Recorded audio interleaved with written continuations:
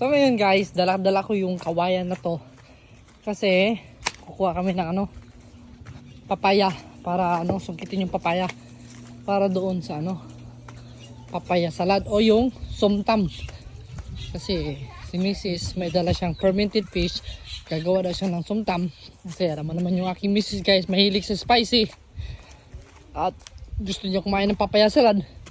Tsaka nagdala din siya ng fermented fish tsaka iba pang putahe. Kaya ito yung mama ko ngayon namumblema ng kumuha ng papaya. Yan, ating papaya guys, fresh from the tree. Yan mo. Wow, boom, galing. Tama na. Ha? Tama na. Apo. Bukas naman. Wala, kinuha na talaga lahat para isang harbisan na lang. Ayan. Galit ata yung mama ko Ma! Ha? Ito na. Okay. Nakasin. Ano ba ito? Kasi, yan na. Oh, yan na. Pinahirapan pa ka nun natin mo yun. Yung mama ko. Yun yung mama ko.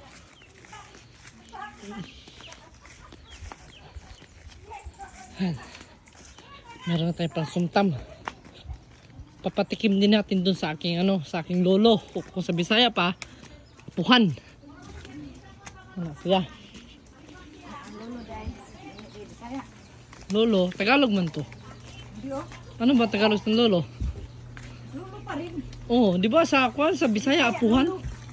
Apuhan. Lahi nga term, apuhan. Ah, lahi nga term. Oh, mo dito? Tara guys, sus, kapayas ba? Mo ni akong kuan mga utang nun diri sa akong inahan, no? Iyang garden ba? Nga diri sa likod na ami payag-payag nga wa pa mahuman. So kini siya mo ni. Papaya baby, papaya. Ayaw pa ko yung pagunita. Kahit gisipitan mo di katol. Katulin. Katol bang no? Katol man yan. Oh, kaluton. Ano siya, Ano na, patilaw na to itong apuhan niya. Sundot isa. Pag sundot ko kaisa, Boom! Taga ka tulo. Te. Ito papuntang pahinog na to Huwag na muna to. Yan ang unahin mo. Mahinog pala yan Pwede na yung masarap na yan. Yan mamaya, pag-uwi ni Mrs. Kunya, kumuha ni Pan. Mamaya tayo. Ulat-ulatan lang, kaya lamig kayo. Ngipin daw.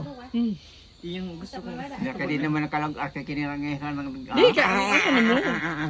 May manang imo kay tupog mga kaning naghan man ka. Okay lang. Tupong na kanya, pinungodan. Bisan pa, arang gina kay kausap gina. Gusto niya. Alaw sa pa, alam yan. Hoy, si Jeje.